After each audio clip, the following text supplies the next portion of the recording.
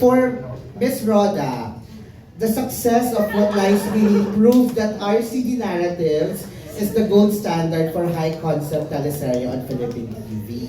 The internet is buzzing and the reviews are glowing. Your thoughts po, what kind of projects do you expect them to tackle next? Una yung galing yon sa lahat ng part ng production. Kada programa ginagawa namin. So, kung paano siya binuo, kung paano binuhin ng mga artista, ng mga director natin, kung paano siya binuhin ng production designers, I mean yung stylist natin, lahat. Hindi siya nagagaling sa isang tao, dalawang tao. Lahat yan. Kasi makikita niyo naman hindi lang naman isang tao pinupuri lahat sila. Di ba? Hindi lang, pati yung mga tao sa likod ng camera, pinupuri.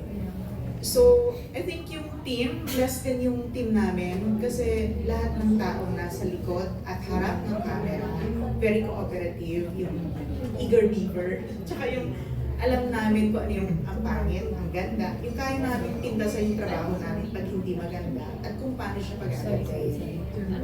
Tapos, syempre kinokomment ko rin yung creative team kasi sila talaga, sa kanila nag-umpis talaga lahat. Salamat si Aris na rin. Go Ate Ara. Ano po yung thoughts nyo na lagi pong mataas yung expectation sa RCB na May nakakatakot. Hindi, tsaka well, nakakatakot, pero actually, ang pinakamataas ng expectation ay kami din. So, every time we feel na hindi okay, kami po lang na-disappoint sa sarili namin. But anyway, ang ano lang naman namin lagi is that we try to tackle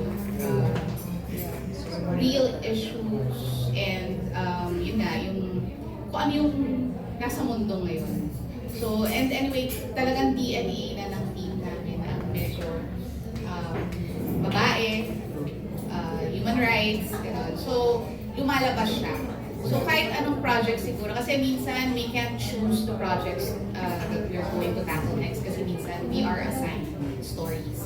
So, kahit anong kwento pa yan, susunod, I think, nandun pa rin yung DNA ng team. So, I think okay pa rin. Thank you, Ate Ara. Of course, next question naman from Metro.